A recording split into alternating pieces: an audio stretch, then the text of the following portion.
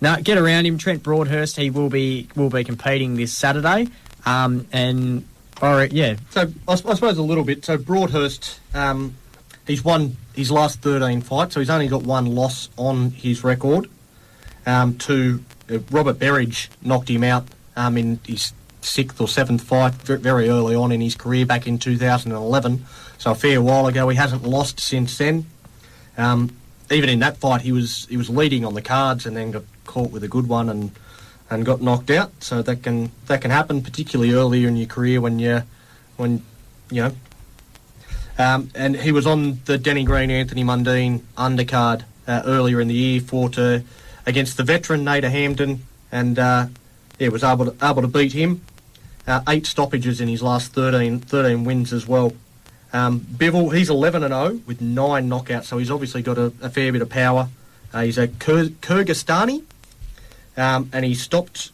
He actually fought Berridge in his last fight. So the bloke that beat Broadhurst, he fought him in his last fight, and he technical knockout in the 3rd round. So 26-year-old, get around him. Yep, definitely. And the Rugby League World Cup minnows.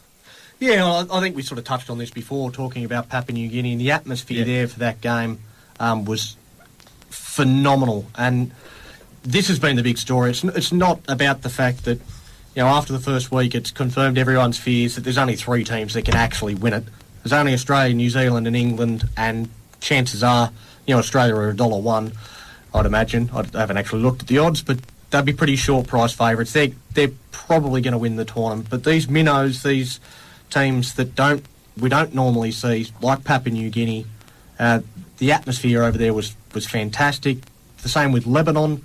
We talked about Robbie Farah getting the fans down there and paying for 100 of them to get their entry in, and paying for the bus from Sydney, which we did mention last week as well. Oh, and those guys are going off in the crowd, and that was a game that sort of went down to the wire. They kicked a field goal to get one in front with about 5 minutes to play, and then it was a chip and chase, regather to score the match-winning try for Lebanon to give them their first ever win in a World Cup. So they haven't played in a World Cup for a long time.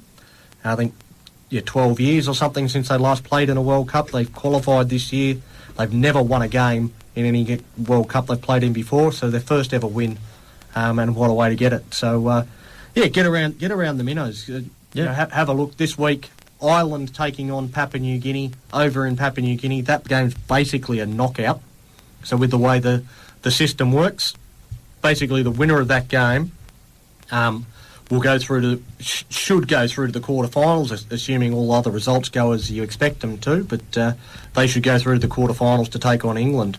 So it's all on the line for those 2 teams this week, and they were probably the 2 most impressive in week 1. So wicked. So get around the minnows. And lastly, we've got JJ Watt. So for any people that do follow the American football, JJ Watt's probably the most feared player in the NFL for the past few years. He's plays for the Houston Texans as a defensive end. So I'm just going to go through a few of his accomplishments before I actually say why we're getting around him. But he's a 4-time Pro Bowl player. So the NFL split into 2 comps. You've got the NFC and the AFC.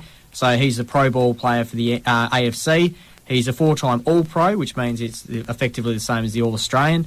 3-time Defensive Player of the Year, which one year was 2015, which is important. He's the Burt Bell MVP player. 2 times quarterback sack leader, so that's when they tackle the quarterback before he's got rid of the ball. 2015, when he's won All-Pro, Pro Bowl and Defensive Player of the Year, he played the entire season with a fractured hand and persistent groin injuries. 2016, he's had a herniated back injury. He played only 3 games. 2017, so this is only a couple of weeks ago, he had a tibia plateau fracture on his left leg. So he hasn't been able to play at all this season. I think he played 1 or 2 games. His charity work he's raised $37 million in relief for Houston for the in the wake of Hurricane Harvey. He has a charity for after-school sports for children to get them off the streets and basically as soon as they finish school start playing sport. This is for your underprivileged children that don't necessarily have the finance to be able to play sports, and that's for all sports. That's not just for American football. And he made sure that every single family member of the Sandy Hook school victims came to the opening game of the Houston Texans as special guests to run out into the field and actually go into the down to the change rooms afterwards. The reason we're mentioning him as a get around him, despite all those amazing accomplishments, is he opened up the World Series in Houston this week, throwing the first pitch on one leg. He's literally hobbled out there on his crutches because he's only just had surgery on his knee, stood on the mound and threw the first pitch, and I'll tell you what a pitch. This guy, there's not much that this guy can't do in sport. He's the most feared man in the NFL, and he's even on one leg, he's still probably the most feared man. So get around him. JJ Watt, fantastic player, fantastic person. We'll be back in a moment. We're actually going to have to close out on the controversy, on the blowtorch. So we're going to get everyone fired up and then just go home. So we'll be back in a moment. On VCA 885 FM, where the Valley comes alive, this is In the Sheds. If you've got something to say about the show or something happening in your community, contact us via Facebook. Back soon. Now it's time to turn up the heat in the sheds. It's Blowtorch. I'll let you fire off, Donnie. We actually touched on this last week, but now it's actually gotten a bit more pathetic, hasn't it? Well, we sort of touched on West Coast and Freo fans not being too happy with their allocation of seats at the new Perth Stadium, and some of the costs have gone up, and I think last week we put the blowtorch on West Coast and Freo, saying it's ridiculous that you can't double the price just for exactly the same seat. I think we said West Coast were charging about $500 more for the exact same seat, where Freo plays more games there. Yeah, but for me this week, I am sick of jumping on social media and seeing somebody on there publicly declaring, "Oh, I'm not going to renew my membership." You know what? No one cares. Do you really think because you don't renew your membership that seat's going to sit empty? Someone will snap that up in a second because they want to be there to support their team. If you want to be there to support your team, then you pay your membership and you go. If you don't want to pay the money, don't pay. But I don't see the point in jumping on there and saying and declaring that you're not renewing your membership. No one cares. But if a tree falls in the woods and no one writes it on Facebook, did it happen? Exactly right. At least do it like Richmond supporters do, and then ring up SEN and say I'm putting it in the microwave and microwaving and do it that way. None of this. Well, the Melbourne one actually comes with Velcro, so you can rip it up each week and then stick it back together so you can get into the game the next game. So it's always been the case. It's like I'm going to take my membership. They took it down, nailed it to the door of the football club, and came back the next day and the nail was gone. So it's like whatever. Yeah, there's more valuable things in your membership, mate. I like the Carlton one that was going around. It was, someone broke in. I had my Carlton membership in the car, and someone broke in and left two more. There's another one for another day. I just don't get that sort of public declaration of. You've got to. What do they think they're going to achieve? But you're on social media. You know what it's like. I mean, people can't even eat breakfast without posting a photo of it now. Everyone needs to be updated on their entire storyline. If you don't check in at the gym, do your muscles actually grow? No. That is absolute fact. That if people don't know that you went to the gym, then you may as well not go. Yeah. Okay. Fair enough. That's why I'm not on. Yeah. All right, we'll move on to the next one because this is probably a more of a heated topic for all three of us, and it's going to be actually a real good one to close out on. But we're actually discussing this before with now Broadhurst, but Simmons, Walker, the promotion of our Australian athletes playing in international sports is pathetic. But we have the big four. You have your rugby, your cricket, your AFL, and your soccer. If it's outside of that, I honestly think Jared Hayne only got the promotion he did because he was coming from NRL. Yeah. If it wasn't for that, if he was just some bloke who'd been picked up, Ben Graham didn't even get that much promotion for crossing codes from the AFL, same as Sav Rocker, and they played in the Super Bowl. But there was so much marketing opportunity that I feel was being let down, and promotion of these players. I mean, Ben Simmons is absolutely destroying the NFL at the moment. They're already referring to him. NBA. NBA. They're already declaring him a future GOAT. I'm worried about him on that point because they're already saying he's better than LeBron James. Is like, whoa, stop. Well, He's 5 games in, and you're saying he's better than LeBron James. They're already talking about him being picked to play in the All-Star game at the end of the year. Just let the bloke go, mate. But it's pathetic that the American media is all over him, but the Australian media isn't. No. You know, Sportsbet put a cheeky joke up every now and then, but, you know, that's because that's what Sportsbet's there for. Sportsbet isn't a media platform for sport. They're for gambling. So, you know, so you can have a punt. So they like to have a bit of fun. If you ask the question, who's Luke Longley and where does he live, most people wouldn't know.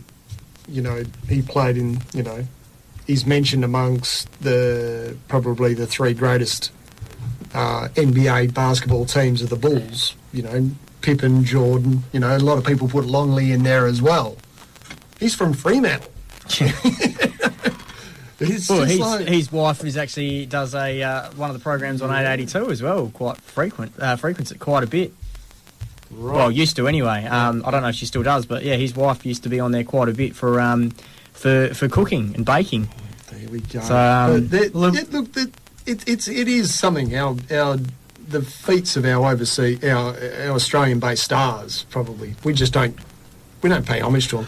Well, on Simmons, there's only 2 players at the moment that are averaging over 18 points a game, 8 assists per game, and 8 rebounds per game. It's only two players in the entire NBA that are doing all of those, that are ticking all those boxes. Ben Simmons is one of them, and the other one's Russell Westbrook. They're the only 2 players that are. And how was his year last year? Yeah, exactly right. So I mean, more triple doubles than anyone in history. So well, Ben Simmons, they've already said, is as far as his double doubles and triple doubles go, he's the only person that's achieved that is Shaq O'Neal. Like for the amount of games he's played. So as a rookie, to get those, I mean that's very good company to have. And everyone keeps saying, "Oh, well, he can't shoot." He's still getting 18 plus points per game. Yep. For a bloke so that his can't shooting shoot. percentage is not over 60%. It's only 55%. Well, his jump shot's not as reliable as some, but I mean, he drives into the net and can lay up with the best of them. And he can't. He's a point guard that doesn't shoot at 40% from the 3-point mark. And there was also, they were saying his foul shooting his percentage is down.